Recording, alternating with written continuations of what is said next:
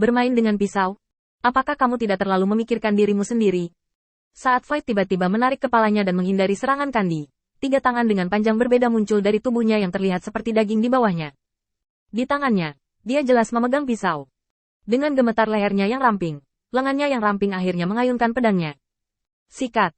Cahaya pisau tiba-tiba menghantam udara, langsung mengubah wajah Kandi, dan mengubah posisi taji tulang yang sebelumnya ditukar lagi. Kandi menghela nafas lega, lalu melepaskan beberapa taji tulang. Mereka tersebar di berbagai tempat, siap berpindah posisi jika situasi tidak baik. Sekarang Kandi menahan gelombang amarah di hatinya, amarah balas dendam. Menghadapi ejekan Void, dia tidak mengambil hati sama sekali, melainkan lebih fokus menghadapi lawannya.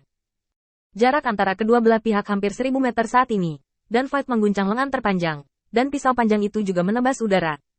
Sikat. Cahaya pedang lain menyerang. Panjang 20 meter dan lebar setengah meter. Lampu pisau standar, jangkauannya terlalu sempit. Kandi menganalisis gerakan lawan dengan acuh tak acuh. Dao Guang dan Jiang Wang adalah sama, keduanya merupakan perwujudan dekat dengan Dao. Tapi mereka juga dibatasi oleh kekuatan Castor. Cahaya pedang setiap orang berbeda, tetapi dalam dimensi tertentu, mereka sama, dan semuanya dekat dengan kemampuan Dao. Saat cahaya pisau menerpa, Kandi berusaha menghindarinya.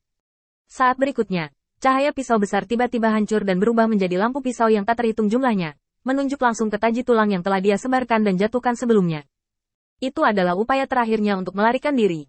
Dia sedang menonton Void, bersiap untuk pertempuran. Tetapi pada saat yang sama, Void sedang mengawasinya, bersiap untuk mengalahkannya. Cahaya pisau menyapu, dan saat Kandi hendak bergerak, dia tiba-tiba melihat sekilas jarum detik yang tidak terlalu panjang atau terlalu pendek. Saat ini, Kandi tiba-tiba mendapat tanda peringatan di hatinya. Taji tulang tiba-tiba terlempar ke arah yang berlawanan, dan saat berikutnya, dia bertukar posisi dengan taji tulang. Operasi ini hanya memberinya jarak beberapa ratus meter.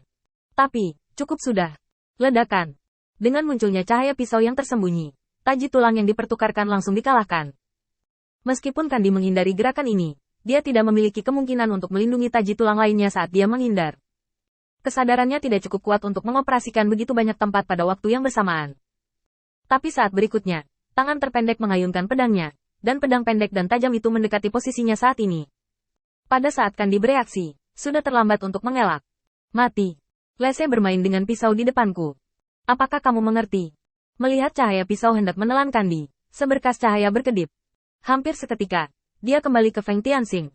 Setelah keraguan awal, Kandi menghela nafas tak berdaya dengan ekspresi kecewa di wajahnya. Tanggapan lawan sangat tepat waktu, dan saya meminta Laksamana Feng memberi saya kesempatan lagi. Feng Tianxing mengangguk diam-diam, dan kemudian, di depan Laksamana Yan, dia meletakkan taji tulang di depannya. Melihat pemandangan ini, Laksamana Yan mengerti mengapa persekutuan Feng Tian mengizinkan Kandi untuk mencoba begitu banyak. Ternyata dia masih memiliki taji tulang di sini. Artinya selama Kandi tidak terbunuh oleh kehampaan, dia memiliki kesempatan untuk melarikan diri. Hanya, dilihat dari situasi pertarungan saat ini, Kandi sepertinya tidak memiliki keuntungan. Dan meskipun ketiga pedang kehampaan itu lumayan, pada intinya ia tetap menekan Kandi dengan mengandalkan pemahamannya tentang jalan pedang. Namun pemahaman Dao bukanlah pencapaian jangka pendek. Memikirkan hal ini, dia melirik Feng Tianxing. Tidak bisa tidak berpikir. Jika Feng Tianxing memberikan di beberapa petunjuk, mungkin dia bisa menemukan cara untuk memecahkannya. Hanya saja ide seperti itu dengan cepat ditolak olehnya sambil menggelengkan kepala. Karena Feng Tianxing telah bekerja sangat keras untuk memahami Dao, bagaimana dia bisa membagikannya dengan mudah kepada bawahannya. Tidak peduli seberapa dermawan dan tanpa pamrih Feng Tianxing, tidak mungkin melakukan ini. Kandi terbang ke sisi berlawanan dari kehampaan lagi, menarik napas dalam-dalam, dan pikiran tentang pembantaian di matanya tampaknya menjadi kurang kuat.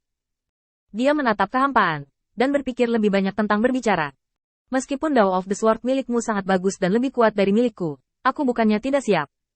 Terlebih lagi, barusan ahli memberiku cara untuk memecahkannya. Ayo coba lagi. Kandi tiba-tiba meledak, dan bilah di tangannya tanpa ampun menebas ke arah kekosongan secara langsung. Void pertama-tama memindai sekeliling dengan cepat, dan menemukan bahwa tidak ada media taji tulang yang dapat membuat Kandi berpindah secara instan. Kemudian dia menggeram pelan, mengayunkan lengan terpendeknya seketika, dan sebuah pisau selebar puluhan meter tersapu. Dalam sekejap, Void ada semburan cahaya pisau tajam di sekitar langit, dan semua tumbuhan dan tumbuh-tumbuhan di sekitarnya tercabik-cabik, dan bahkan batu-batu besar pun hancur dalam sekejap. Dengan jurus blokir yang begitu tajam, Void sudah siap, tinggal menunggu Kandi menggunakan trik kecilnya yang aneh untuk mendatanginya. Dan pisau kedua yang sudah siap digunakan akan langsung dipotong. Menghancurkan tubuhnya. Itu semua hanya jebakan. Jebakan yang dirancang agar Candi tetap dekat dengannya. Dentang. Terdengar suara pisau yang tajam. Dan dengan kekuatan pedang yang mengenai cahaya pisau, Kandi menyapu seluruh tubuhnya ke langit. Adegan aneh seperti itu membuat pikiran Void berdengung. Apa? Menurut akal sehat, Kandi tidak akan pernah menggunakan tubuh fisiknya untuk bertarung dengan keras. Dan dia tidak akan pernah berhenti melakukan gerakan bodoh seperti itu. Tapi dia bisa melihat dengan jelas bahwa di wajah Kandi, ada semacam senyuman licik.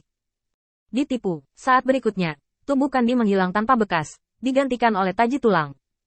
Tidak, di mana? Void kiri dan mulai mencari-cari. Tetapi pada saat ini, cahaya pedang yang telah dia kumpulkan telah bergoyang, mengganggu semua kesadaran yang menyebar darinya. Tidak mungkin menemukan lokasi Kandi untuk sementara waktu. Potongan terakhir. Ini hampir merupakan cara terakhir bagi Sukong untuk menyelamatkan hidupnya, dan Sukong mencubit yang ini sampai mati. Karena setelah pisau ini, dengan tubuhnya yang lemah dan jelek, dia sama sekali tidak bisa mengatur perlawanan yang efektif. Waktu sepertinya berhenti untuk waktu yang lama, dan kehampaan berjuang untuk mendukung setiap detik, mencoba menunda waktu gerakan ini. Tetapi bahkan jika dia memusatkan seluruh perhatiannya, dia ingin menemukan jejak Kandi untuk pertama kalinya, dan kemudian memberinya pukulan fatal. Dia juga tidak menemukan jejak Candi, dan seluruh prosesnya panjang dan mengkhawatirkan. Kesalahan sesaat adalah hidup dan mati. Saraf tegang Void tidak menyadari bahwa perasaan yang baru saja dia rasakan itu nyata. Waktu memang telah berhenti, bahkan alat serangannya telah berhenti. Dan Kandi juga datang ke tubuhnya yang jelek saat ini, dan melihat kelemahan fatal dari Void, tubuh kesadaran.